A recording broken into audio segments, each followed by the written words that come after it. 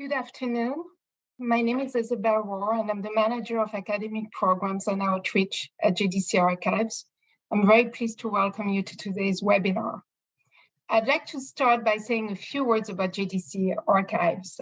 JDC Archives holds the records of JDC since its creation about 108 years ago. Scholars from around the world, as well as journalists, filmmakers, curators, family researchers, use our collections for their research. We also offer fellowships to enable scholars to conduct research in our collections.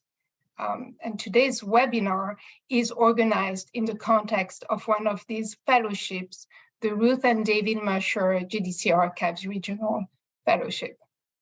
This regional fellowship was established with a generous gift from Ruth and David Musher. Ruth and David Musher are supporters of JDC who have deep roots in the American Jewish community and a long-term commitment to education, academic research, and scholarship. I would like to extend our thanks to Ruth and David Musher, who are with us today on this webinar. Actually, I would like to call on David to introduce our speaker, Walter Francis, who is the recipient of the Ruth and David Musher JDC Archives Regional Fellowship for 2022. After David's introduction, Walter will speak for about 45 minutes. This will be followed by 15 minutes of question and answers. Please note that your microphones are muted and you can send us questions via the Q&A function on Zoom. Walter Francis is a doctoral student at the University of Minnesota in Minneapolis. He completed his BA in History and Public Relations at the American University in Washington, D.C. in 2018. He subsequently obtained a Master of Arts from the Institute for Israel and Jewish Studies at Columbia University in New York City in 2020. He has previously served as an intern and conference assistant at Yad Vashem, the World Holocaust Remembrance Center in Jerusalem, and as a teaching assistant for American University's University College Program. Walter Francis is currently at work on a dissertation which considers the historical memory of the Tunisian Jewish community of the Nazi occupation of November 1942 to May 1943. His research has been supported by fellowships at the United States Holocaust Museum in Washington, D.C., and he is the recipient of the 2022 Ruth and David Musher JDC Archives Regional Fellowship. Walter Francis will now start his lecture. Good morning, everyone. Give me 1 second to get my PowerPoint up. All right, well, morning. It's 11 o'clock here in Minneapolis, but thank you so much for joining us today. My name is Walter Francis. I'm a third-year PhD student at the University of Minnesota in Minneapolis, and my work generally focuses on the Jewish communities of North Africa in the 20th century, particularly at this moment on the Tunisian Jews and their experience of World War II.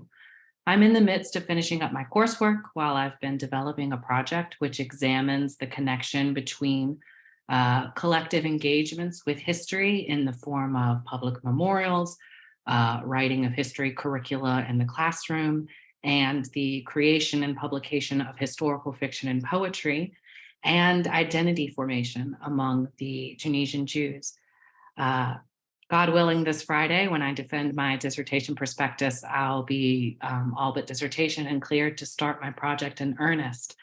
But today I'll be presenting some initial archival research into my dissertation project, which is tentatively titled Building Memory, Jewish Communal Reconstruction in Postwar Tunisia, 1945 to 1946. Before I begin, I would like to acknowledge and express my gratitude for the generosity of Ruth and David Musher, who made possible my work in the JDC's archive this summer. When I proposed this project back in January of this past year, I had in mind a very concrete inquiry into the JDC's financial assistance to the Jews of Tunisia, and particularly in the city of Tunis, as they began the process of rebuilding their synagogues after the Nazi occupation of Tunisia from November of 1942 until May of 43. And as so often happens when I began my work in the archive really had its own story to tell me. For one, most of the proposed physical constructions that I found evidence of, if they were not schools or hospitals, were never completed. So today I'll still be discussing the JDC's financial assistance to reconstruction efforts in Tunisia. But instead of centering our talk on this very important issue, I'll be using it as a jumping off point to interrogate the construction of more abstract spaces, such as sites of education, national imaginaries, and feelings of belonging within the international Jewish community. So I would like to argue that in the aftermath of World War II, victims of Vichy French and Nazi German fascism in North Africa, particularly in Tunisia and also in Libya, were denied the moniker of Holocaust survivor. I will stress that taking up this mantle was not the only or even the main entry point to the Jewish international collectivity after 1945, but it was an important one. And so the Jews of Tunisia sought to establish their ties to Jewish communities abroad and their co-religionists in Europe and in Israel and America by strengthening their connections to international Jewish organizations such as the JDC, the Alliance Israélite Universelle, the World Jewish Congress, and the Fédération Séfarade Mondiale. So the support of these organizations made it possible for Tunisian Jews to both feel connected to the wider Jewish world and to feel rooted in their diasporic homeland and to imagine the continued articulation of a particularly Tunisian Jewish identity, personally, collectively, and politically. So I can tell from experience that there's not much secondary literature on this topic. So I'll be taking a bit of a step back and providing as much historical background as time will allow. So the French colonial project in North Africa began in earnest with the invasion of Algeria in October of 1830, in October of 1870, metropolitan French Jews led by Adolphe Camieux succeeded in guaranteeing their indigenous Algerian co-religionists the right to French citizenship. Traditionally, in Muslim societies, Jews occupied a social status that was called dhimmi, or protected.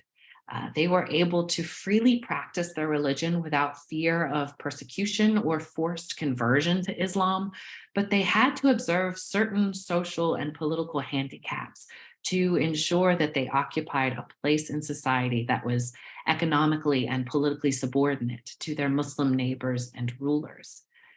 The French, by making the Algerian Jews French citizens, disrupted this traditional organization of Algerian society. They had given the Jews more political and economic mobility than their Muslim neighbors enjoyed.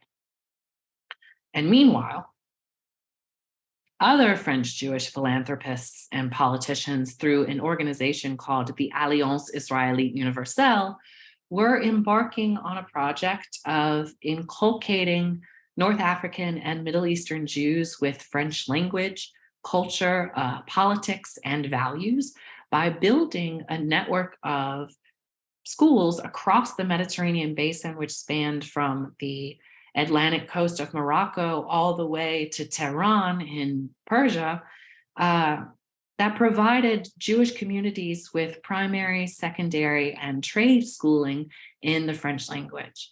The first school was built in Tétouan in Morocco in 1862, and within 2 decades, the Alliance had become the largest educator of Jews in the entire Middle East and North Africa region.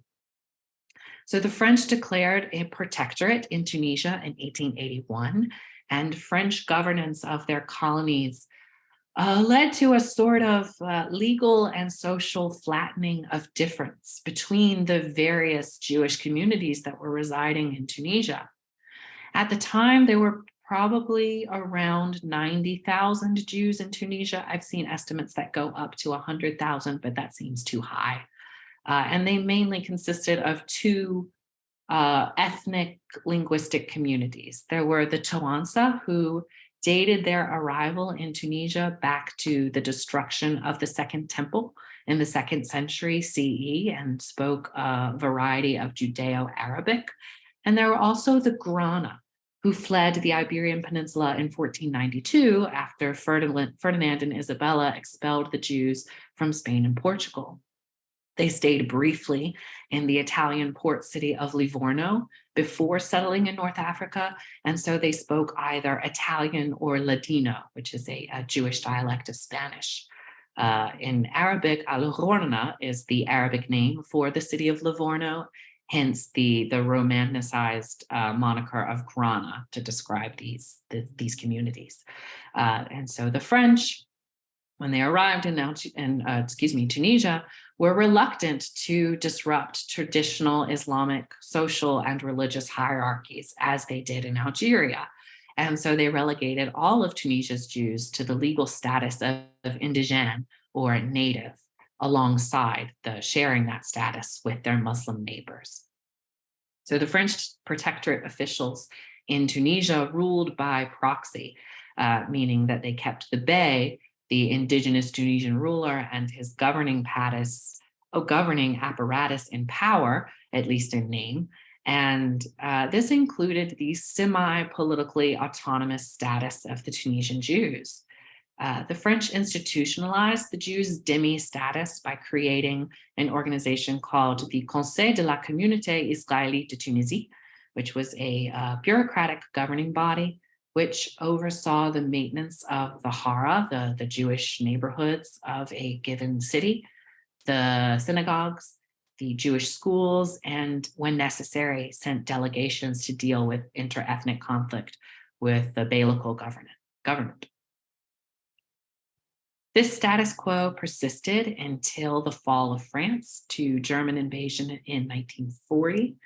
The Germans installed a collaborationist government over the portion of France that they weren't able to occupy, and they allowed this regime, called the Vichy regime, to retain control of France's colonial empire.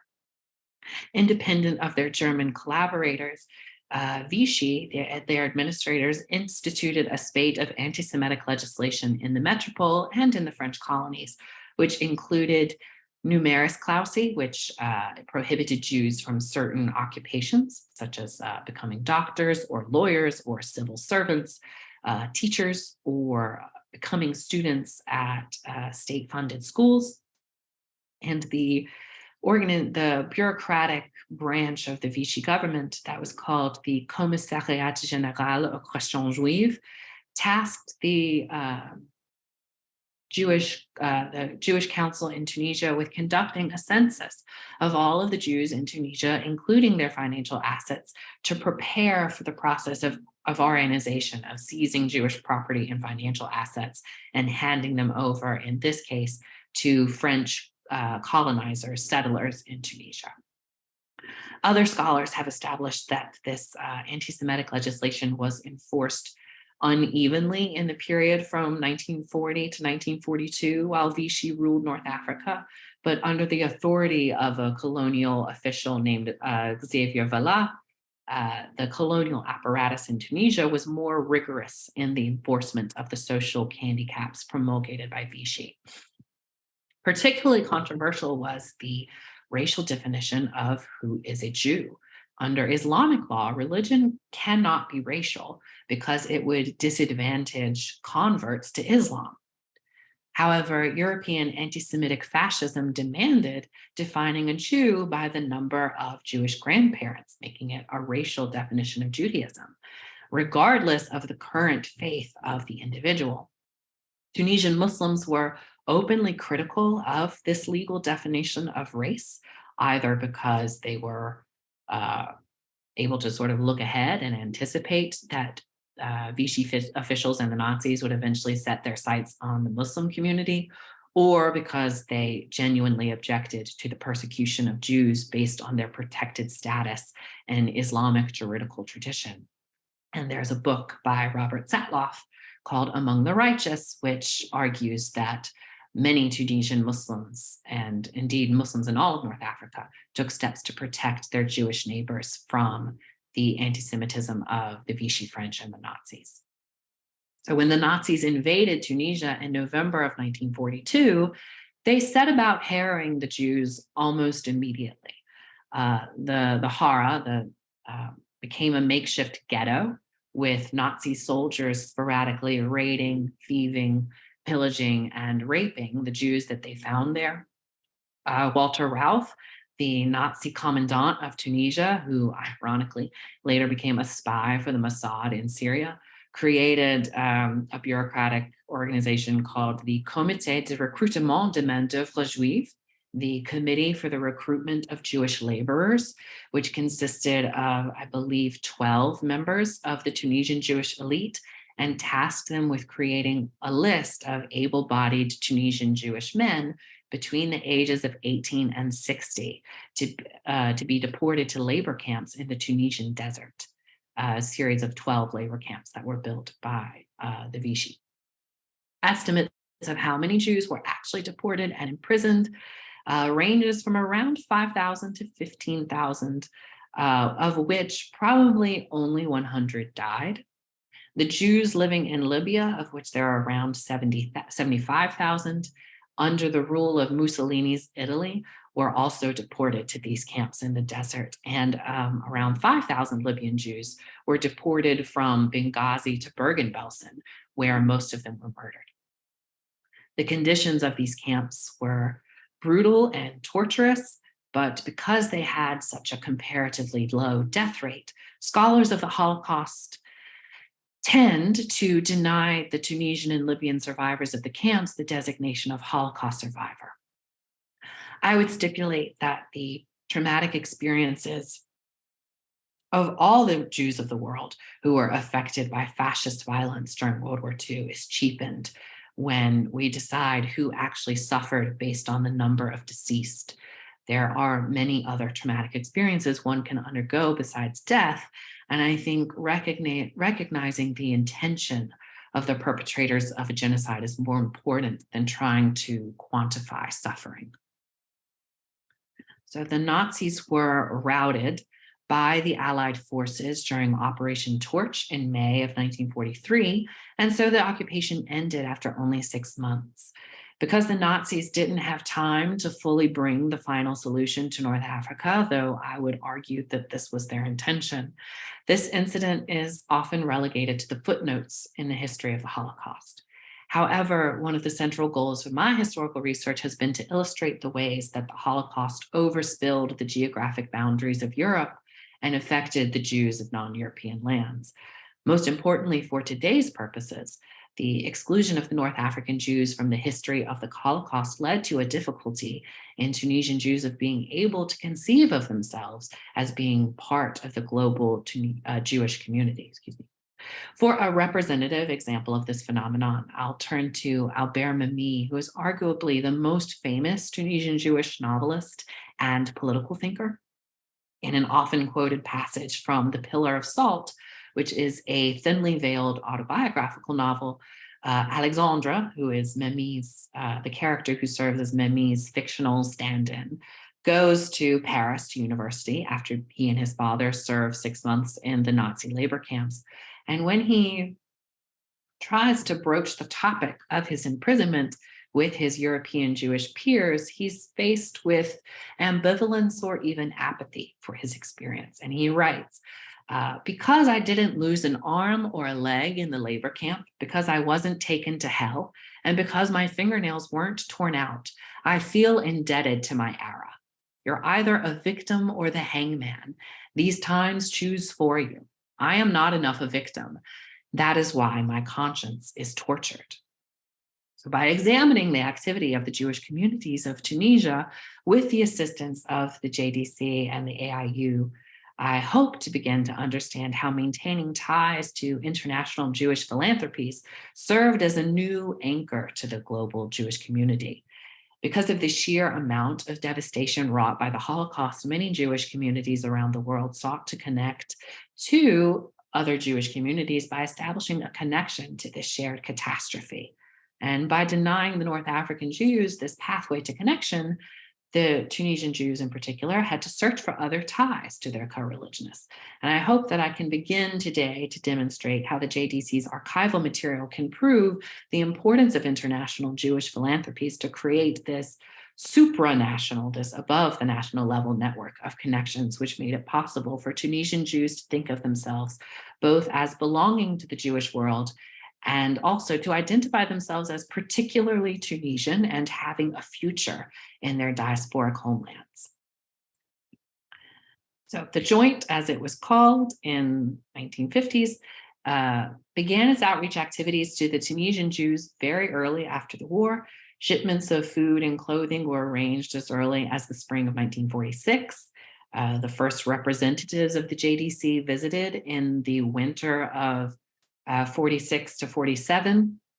And by July of 1951, we find a well-developed bureaucratic infrastructure meant to aid welfare programs, public education initiatives, the provision of medical care, and even legal representation for the Tunisian Jews in French and Tunisian courts of law. So the Tunisian Jews were a party of interest to many of the Jewish philanthropic organizations of the 20th century, maybe because of their very long history of being fully woven and incorporated into the Muslim society they lived in. Other historians such as Michel Abipot, Michael Lasquier, Robert Attal, and 20th century French observers such as Jacques Sevilla have testified that before the upsides of World War II, they were very well integrated and sufficiently upwardly mobile, or economically at least. And they were found at every rung of the economic ladder, from doctors to lawyers and civil servants to merchants and peddlers and agricultural peasants.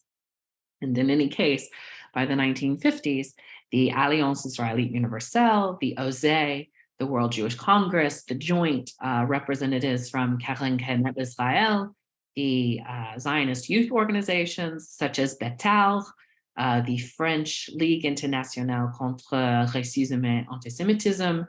All of these Jewish organizations had established presences in Tunisia, and the Joint took on the role of coordinating all of their philanthropies. The JDC took particular interest in shoring up Jewish education in Tunisia, and the educational initiatives were the most publicly visible to the Tunisian Jews.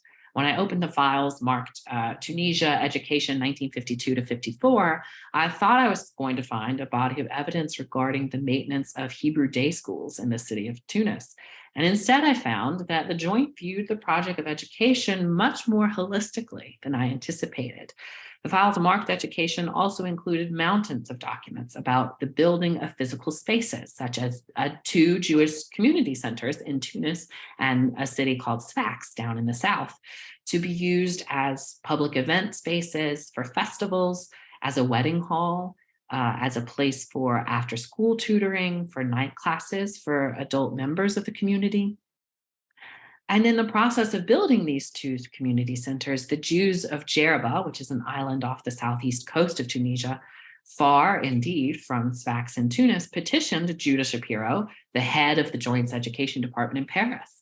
They wrote saying that they knew Shapiro had done a lot of good for other Jewish communities in Tunisia and asked if he could help them with the legal arguments in French courts so they could receive restitution for the financial assets, mostly gold jewelry and ritual objects that were stolen during the Nazi invasion.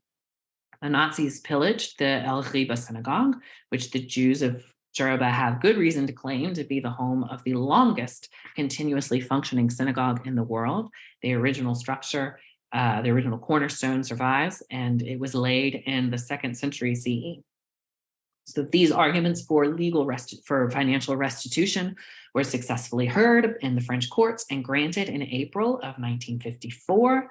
And I mention this as an anecdote, as an illustrative anecdote, that Tunisian Jewish communities saw the JDC not just as a provider of education or hospitals or medical care, but as a coordinator or source of help for navigating the bureaucratic web of organizations and governments that had an impact on their daily lives after the war.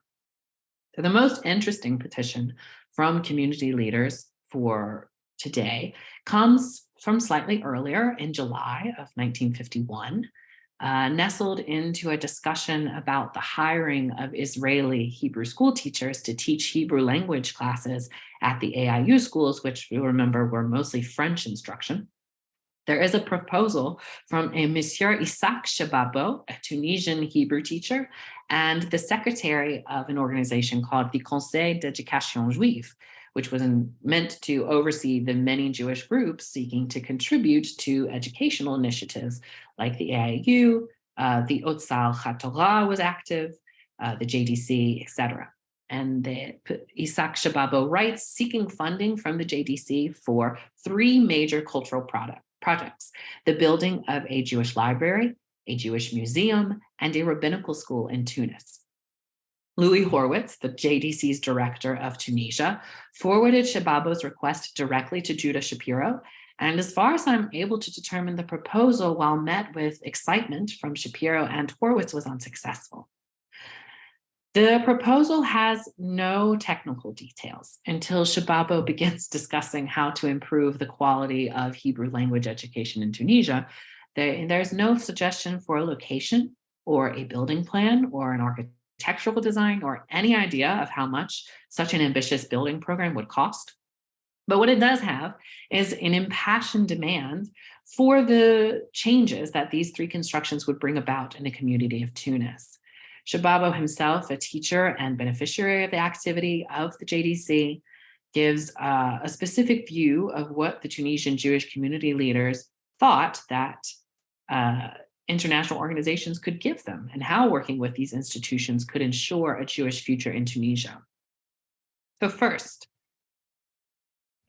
to turn to the Bibliothèque Juive, the Jewish library. How did Isaac Shababo propose that this new Jewish library would come by its initial collection of books? He writes that building a community library is a collective labor. Institutions, organizations, businesses, and individuals can participate.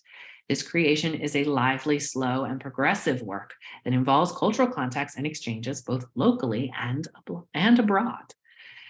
He says, we are collecting a large number of copies of both Jewish and non-Jewish books alike. And in La Méthode, the plan, he says that we will place advertisements in the Jewish and non-Jewish press. On the radio, there was a daily half hour of Hebrew language programming on Radio Tunis in the 50s. Flyers in the synagogues and schools, in institutions and businesses and places where young people worked. And also to petition to exchange texts with other Jewish communities in Tunisia. They were to search for Jewish publishers, bookstores, private libraries, family archives, rare booksellers, and the synagogues in Tunisia, which housed Genizas. The loan of books was meant to be free, but members of the library were meant to pay a cautionnement, a guarantee, to ensure that the value of the books, which was fully refundable in case they intended not to renew their membership. And this would also give the library a slush fund to acquire more texts. The library would accept general cash donations, and he also writes that they should check the statutes of the Conseil de la Communauté Juive to ensure the members of the Jewish community in Tunisia were allowed to bequest money to the library upon their death. This tentative plan shows us that book collecting is a central cultural educational initiative in the mind of Isaac Shababo. In a moment when most global Jewish communities are petitioning the JDC for essentials like medical care, food drops, and clothing drives, the Tunisian Jews are asking for more higher level social goods like books, and the funds to build a central location for the exchange of Jewish texts, not just for the learned, but also a place to keep books for young people to encourage literacy among the younger generations. It is significant, in my view, that this project of amassing Jewish knowledge for a public library was meant to be sourced from Jewish communities outside of Tunisia. I do have a historical footnote, a sort of dangling unanswered question in regards to the construction of this library. In the archive of Charles Haddad, the personal papers of Charles Haddad, who was the final president of the Conseil de la Communauté Juive at the United States Holocaust Memorial Museum, and we'll return to this character later, there's a memo to his office from Isaac Shababo, which marks the neighborhood of Ariana, the location of the largest Jewish cemetery in Tunisia, as the intended location of the new library. Interestingly enough, after the exodus of most of Tunisia's 90,000 Jews, the Muslim custodians of the cemetery, at least as of 2019 when I was visiting Tunisia, maintained the graves and grounds of the cemetery and held a yearly memorial in May to recognize the Jews buried there who were killed during World War II. I don't have a smoking gun to prove my suspicion, but the American Institute for Maghreb Studies maintains a research library and archive in Ariana across the street from the Bourgel Cemetery today. And as I pursue my doctoral research, one of the things I would like to establish is whether or not there's a connection between this proposed site of a Jewish library and the extant site of American research into Maghrebi culture. So Shababo also proposed the construction of a museum and is similarly brief on logistical details, but it does indicate exactly the type of Jewish objects and art it means to preserve. We have the expected ritual objects like Torah scrolls, parochets, rimonim, mezuzot, and he says that all of these objects are very often the property of the community. Old specimens are sometimes found in private homes. He wanted to preserve the art particular to Jews of Tunisia, music, including examples of their instruments, recordings of local melodies, both liturgical and secular, legends and folk stories preserved both orally and in writing, examples of traditional means of dress, the work of Jewish craftsmen, such as jewelers, potters, embroiderers, and weavers.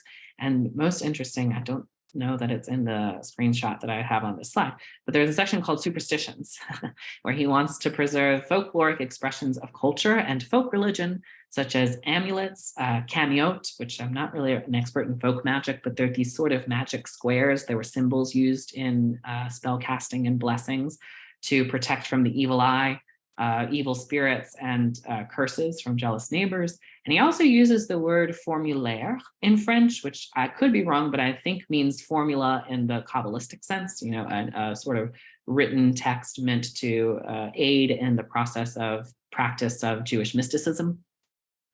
And he also includes a fourth group of objects that are meant to be housed in the museum: photographic documentation of the Jewish communities of Tunisia, including human types, by which I am supposing he means the different ethnic and linguistic communities among the Jews in Tunisia, the type of professional work they pursued, religious and folkloric scenes, and their homes and monuments, such as synagogues, inscriptions, and tombstones.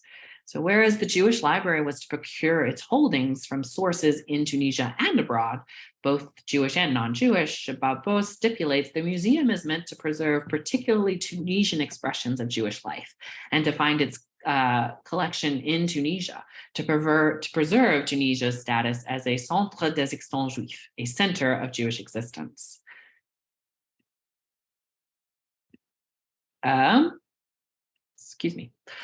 Center of Jewish existence. So whereas the library is meant to preserve the sum total of international Jewish culture and knowledge, the museum is meant to express and preserve Tunisian Jewish pasts and culture.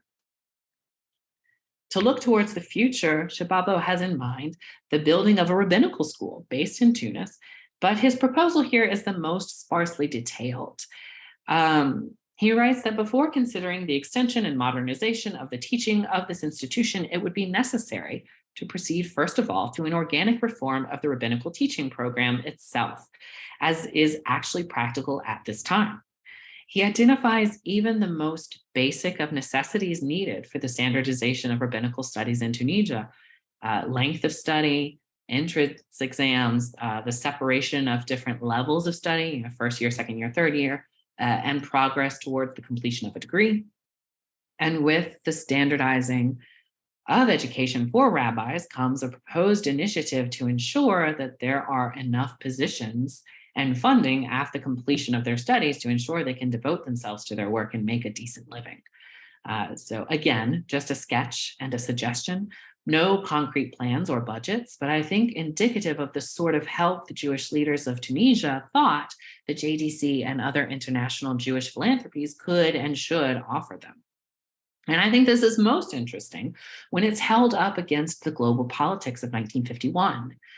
Tunisian and Moroccan independence movements are underway.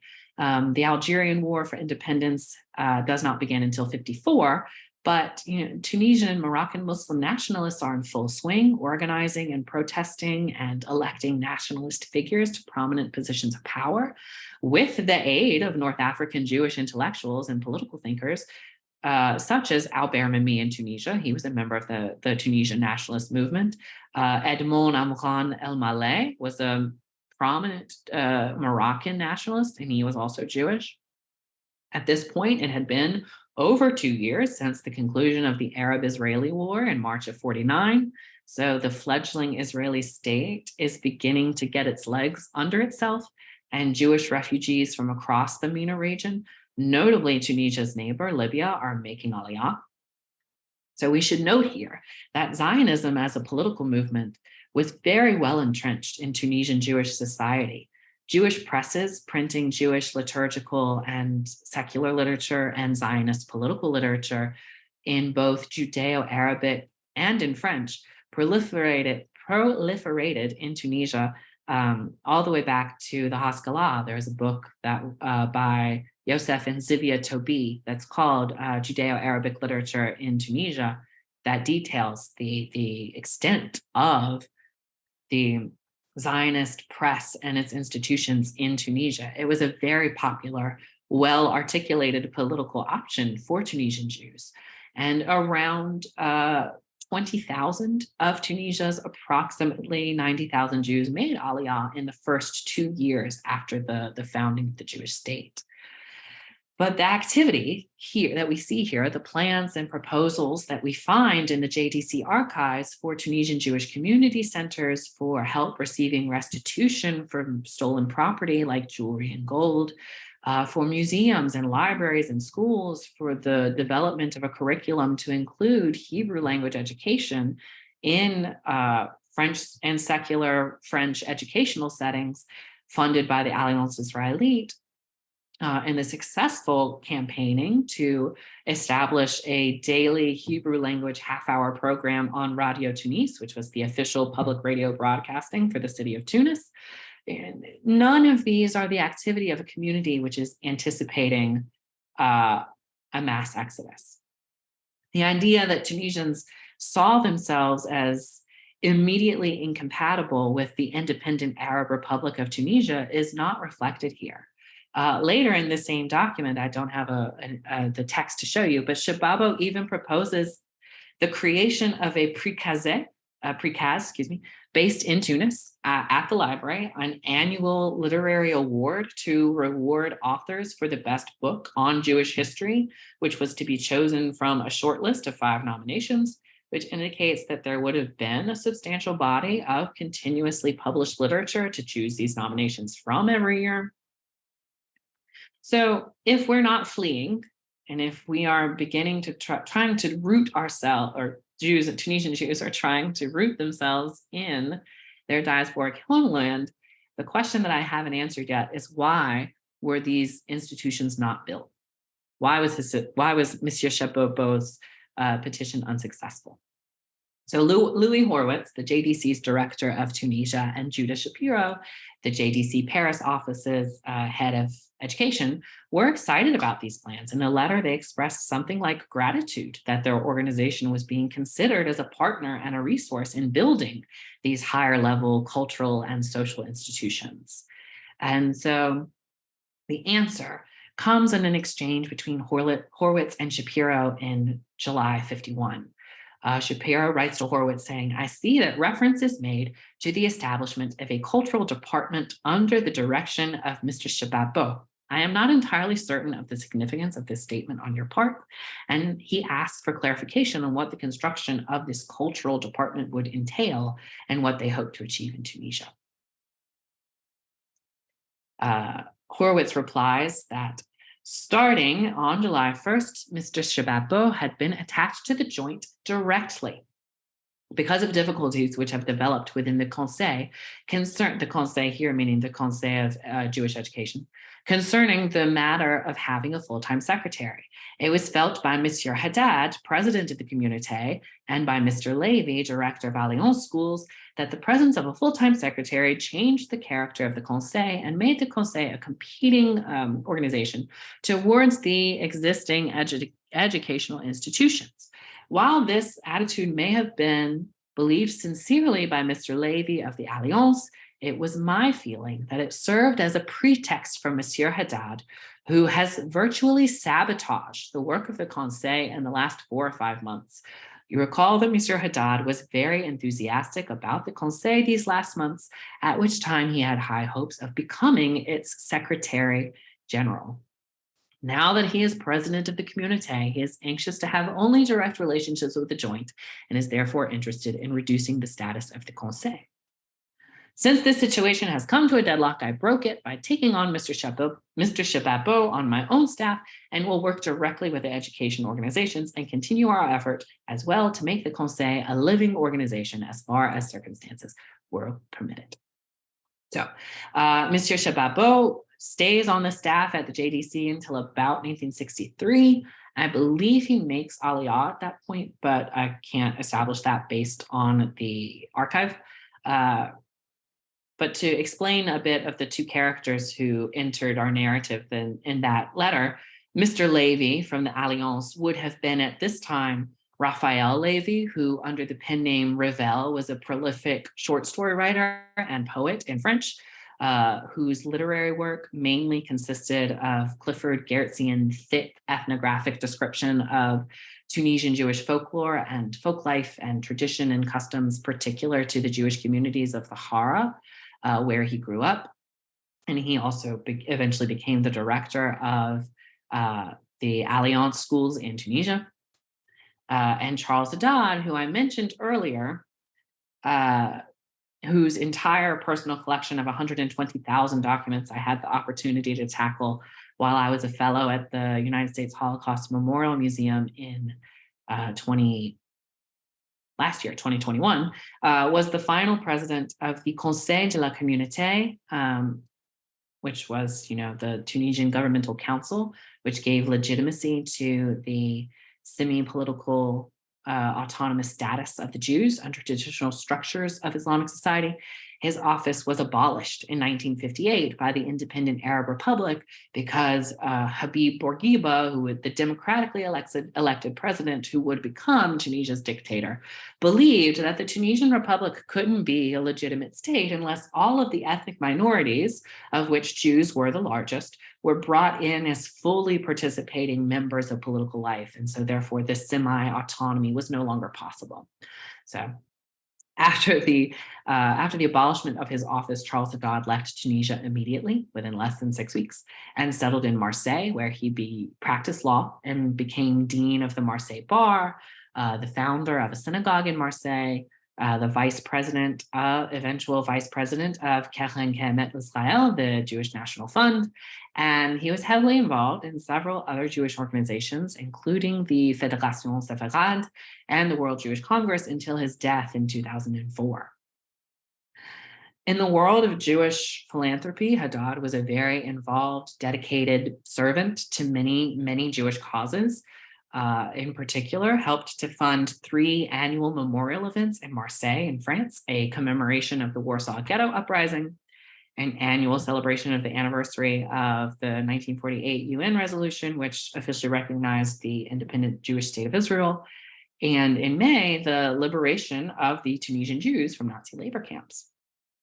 In Tunisia, Haddad was very controversial.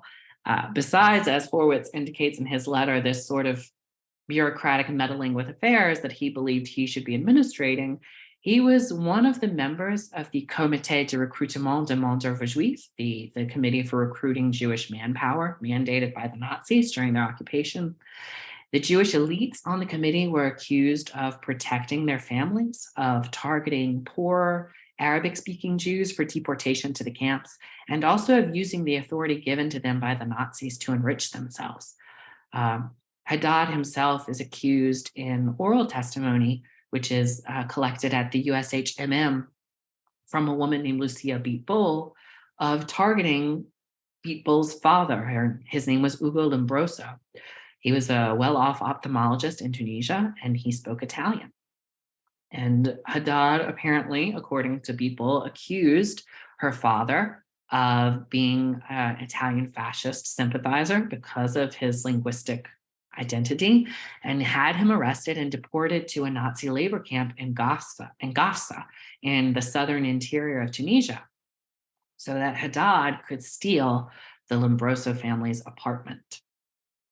So these controversies aside, we can see that the entanglement of many organizations in Jewish communal life in Tunisia has its drawbacks. Facing resistance from some of the local elites, the JDC finds its efforts to support these high-level cultural initiatives beyond just subsisting, museums and schools and libraries, and the successful construction of community centers were meant to help the Tunisian Jewish communities continue to imagine the possibility of belonging to the Tunisian national culture and to weave themselves into Tunisian society in the era of independence. The denial of Tunisian Jewish trauma at the hands of the Nazis closed off one of the entry points into the Jewish international community after the war, and so Tunisian Jews were reliant on the web of Jewish philanthropic organizations in order to maintain those ties to their co-religionists abroad. The proposal to build a library of both Jewish and non-Jewish texts for the Jewish community by petitioning for donations from Jewish communities in Tunisia and abroad proves the primacy of these international ties in the circulation of Jewish knowledge. The urge to build a museum to preserve particularly Tunisian expressions of Jewish identity and culture, alongside the establishment of Hebrew language radio programming accessible on public radio broadcasts to Tunisians in general, speak to the persistence of Judaism as a Tunisian phenomenon. And so the Jews at this period, contrary to the commonly accepted historical narratives, are not preparing for mass exodus. They're digging deeper. They're using the funds provided to them by their international co-religionists to continue to express a Jewish identity and culture in their diasporic homelands. And they're taking steps to establish themselves in the wake of Nazi persecution as members of the independent Tunisian nation. So this concluding slide just provides a little bit of context for where I think my research will go next, hopefully continuing the use of archival holdings from the JDC and possibly the AIU, and also to ask, how broaching this topic can help complicate and supplement our understanding of Jewish life in Tunisia in the 20 years after the war, in which there's still a heavy Jewish presence. So thank you so much. Hi, Walter. Thank you for this great lecture. We now open the floor to questions, and just a reminder that your microphones are muted, and if you have questions, to send them via the Q&A function on Zoom. And I do see that we have 2 questions and a comment. So the first question, Walter, is when did the first Jews arrive in Tunisia? Okay, so the Jews arrived in Tunisia in large numbers, dating all the way back to the destruction of the Second Temple. The community who call themselves the Toansa, there's archaeological evidence that puts them there as early as the late 2nd century, early 3rd century CE. And then after 1492, when the Sephardic Jews were expelled from Spain by the Catholic monarchs, another wave of immigration greatly supplemented the number of Jews that were living in North Africa. And this is the community that call themselves the Grana. Because of after they left Iberia, they stayed for maybe a year or two, or some families stayed for as long as 10 in the city of Livorno in Italy. And in the Arabic language, al-Ghorna is the name for Livorno. And when they arrived in North Africa and in other places of the Ottoman Empire, they came to be known as the Grana, and they spoke a different dialect they spoke Ladino, which was a dialect of Spanish, or they spoke Italian because of their time living in Livorno. Great, thank you for that. And another question is, were there Jewish ghettos in Tunisia as in other Arab countries? So they're what's called the Hara, which is really just an Arabic word for quarter, like a quarter in a city. And so many scholars would object to calling the Haras, the Harat, the ghettos until about the war period, when Nazis began to enforce them as, the sequestering places for the Jewish community. In Morocco, they have what's called the Melah, which is the similar institution. There's debate about whether or not they were so restrictive as to be synonymous with ghettos. In certain times in history, they were. In other times of history, it seems that the Jews just chose to live in concentrated areas next to their co-religionists. But there's a substantial body of literature on the Melah and the Hara. The Hara, as it's expressed in Tunisia, is mostly written about in the Francophone scholarly literature. But there's a really excellent book on the Melah in Marrakesh by Emily Gottreich. Oh God, am I putting her names in the right order? Emily Gottreich Benechu. She has two last names. I can never remember which order they go in. But she has a really excellent scholarly text on the Melah in Morocco. And I see that on the call, we have a few people who are descendants or related to Tunisian Jews who were in the Holocaust. So someone tells you how pleased she is that you're spreading the knowledge of the history of Tunisia. And someone else is asking you if you have recommendation of resources for Tunisian Jews that were sent to the labor camp. So there is a text called Our Martyrs Under the Nazi, Our Martyrs Under the Nazi Boot by Gaston Guez. It is available online. Gaston, Gaston, Guez, he spells it Guez. There are other branches of the Guez family in Tunisia which spell their name Ghez. But Gaston Guez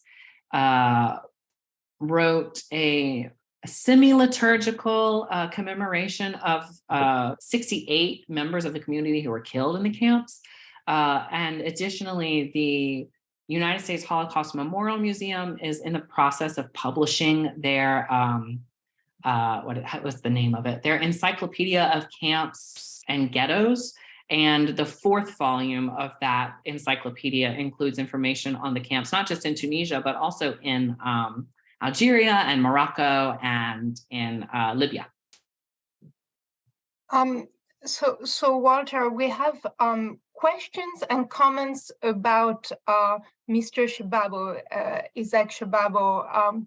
So one person wants to know how his relationship with JDC came about, and we also have Amir Shaviv, who is at JDC. He's executive vice president of JDC, and he has some information he would like to share. So hopefully we can mute him and and he can give us some information about that.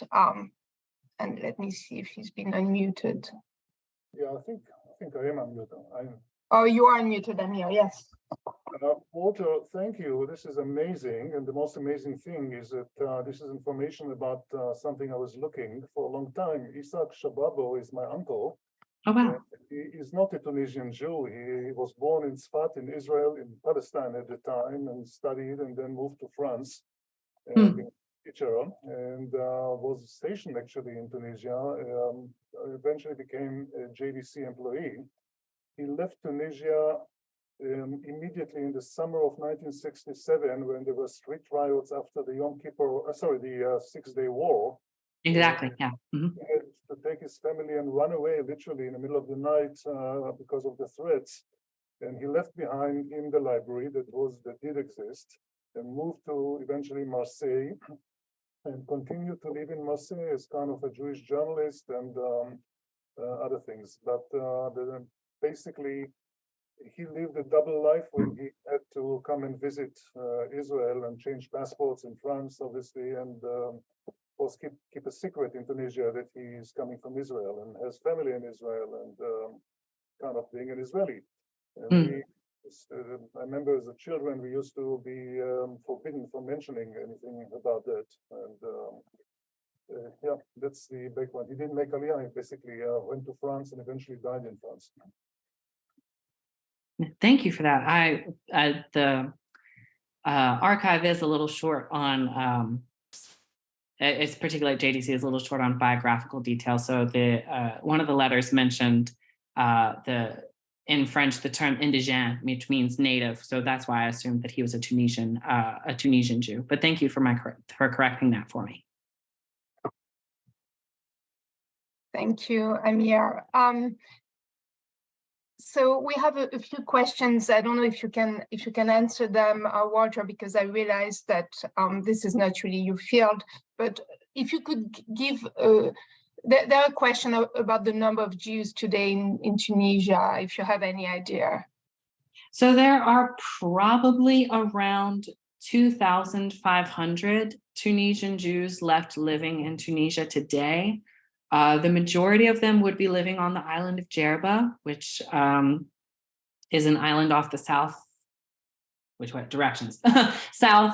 southeastern coast of Tunisia. And then there's also a fairly large community or fairly large by Arab world standards in Tunis. So there are, like Morocco, there are a growing number of Israelis that trace their descendants to Morocco and Tunisia, who are beginning to travel back to their diasporic ancestry and visit.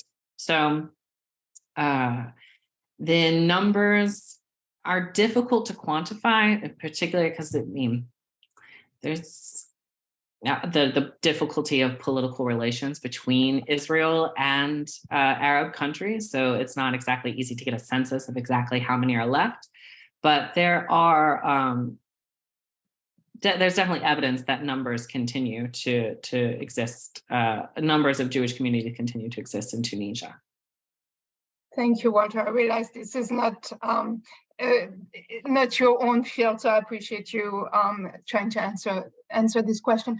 We have a comment from someone else who says, thank you for a great lecture, and just wanted to mention the beautiful film by Karin Albu, The Wedding Song on Tunisia during World War II, which shows the labor camps for audience members who might be interested. And we don't have any more questions. So Walter, I'd like to thank you again. And I also would like to thank our participants for joining us today. I hope you enjoyed the lecture. And since Walter is one of our fellow, I also would like to tell you that we're accepting applications for our fellowships for 2023. I believe there is information or will be information in the chat about that. And there's also a link in the chat so that you can sign up for our e-newsletter if you would like to be added to our mailing list for future programs. Thank you all, and yeah, have a good afternoon or good evening wherever you are.